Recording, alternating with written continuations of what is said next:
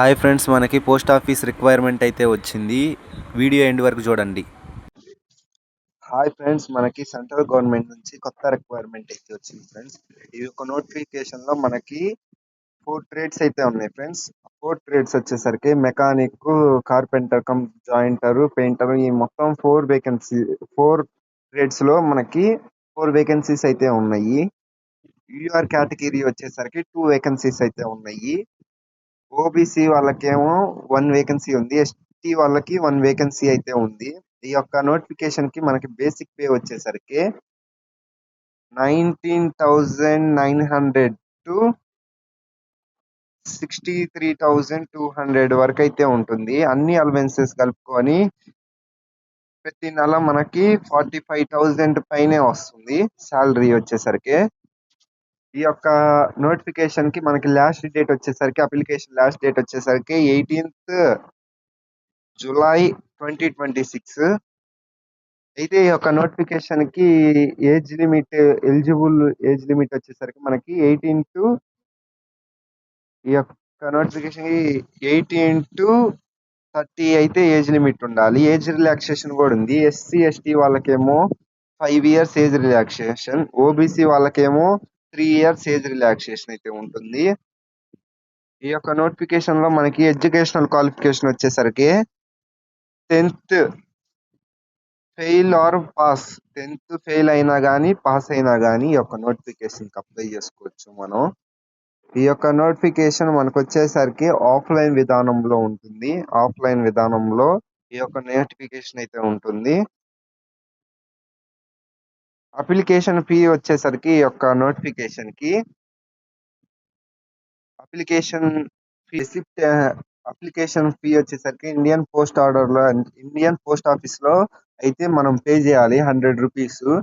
ఏ name తో post చేయాలంటే the manager mail motor service Bengaluru అనే ఒక అకౌంట్ కి మీరు 100 రూపీస్ డీడీ తీసి మీరు ఇచ్చే అప్లికేషన్ జిరాక్స్ అయి ఉంటాయి కదా, దానికి వెనకాల స్టాంప్ చేసి వాళ్ళకి పంపించాలి. ఈ యొక్క నోటిఫికేషన్ కి మనం ఆ యొక్క అప్లికేషన్ అనేది మనం స్పీడ్ పోస్ట్ నుంచి అయితే పంపించాలి. ఈ యొక్క అడ్రస్ వచ్చేసరికి మనకి Bengaluru the manager mail motor services Bengaluru 1 అయితే అని ఉంది. దానికైతే మనం అప్లికేషన్ అనేది పంపించాలి. మన ఫామ్ అయితే ఇలా ఉంటుంది. Application form speed post only అంట. ఇది స్పీడ్ పోస్ట్ ఓన్లీ అయితే పంపించాలి మనం. ఫస్ట్ ఏమో నేమ్ ఆఫ్ ది ట్రేడ్, అంటే మీరు ఏ ట్రేడ్ కి సంబంధించి అప్లై చేయాలనుకుంటున్నారో అది నేమ్ ఇక్కడ రాయాలి. తర్వాత క్యాండిడేట్ నేమ్ ఏ కేటగిరీ, యూఆర్ అయితే యూఆర్, ఎస్సీ అయితే ఎస్సీ, ఎస్టీ అయితే ఎస్టీ, ఓబీసీ అయితే ఓబీసీ, ఈడబ్ల్యూఎస్ అయితే ఈడబ్ల్యూఎస్. ఇక్కడ మీ ఫోటో అనేది అతికించాలి. అక్కడ మీ ఫోటో అనేది ఒకటి ఉండాలి. దానిపైన సిగ్నేచర్ అయితే కంపల్సరీ సిగ్నేచర్ అయితే చేయాలి. అక్కడ మీరు ఆ యొక్క అప్లికేషన్ కి వెనకాల జిరాక్స్ అంటే క్యాస్ట్ సర్టిఫికేట్ అవన్నీ అతికించాలి. అంటే ఈడబ్ల్యూఎస్ వాళ్ళైతే ఈడబ్ల్యూఎస్ సర్టిఫికేట్, ఓబీసీ వాళ్ళైతే ఓబీసీ సర్టిఫికేట్ అని, యూఆర్ క్యాండిడేట్ వాళ్ళు క్యాస్ట్ సర్టిఫికేట్ అయితే పంపించాలి మనం. ఇక్కడ చూసుకున్నట్టయితే డీటెయిల్స్ ఆఫ్ అప్లికేషన్ ఫీ ₹100 అని చెప్పాను కదా ఇంతలా. ఆ డీటెయిల్స్ ఇక్కడ ఫిల్ చేయాలి. ఆ నెంబరు అంటే మీరు డీడీ తీసిన నెంబరు అవి ఉంటాయి కదా. తర్వాత fathers name, permanent address, email ID, nationality India, date of birth, age అంటే మీ యొక్క ఏజ్ ఇప్పటికి ఎన్ని రోజులు, ఎన్ని డేస్, ఎన్ని ఇయర్స్, ఎన్ని డేస్, ఎన్ని మంత్స్ అయిందో అది రాయాలి.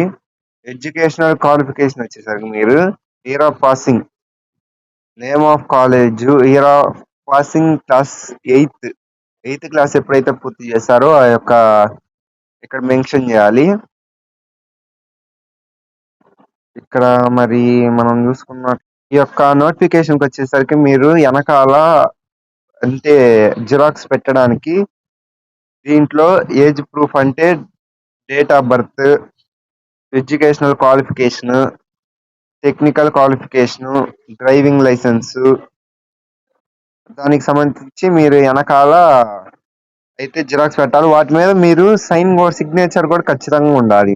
సిగ్నేచర్ కూడా ఖచ్చితంగా చేయాలి దానికి.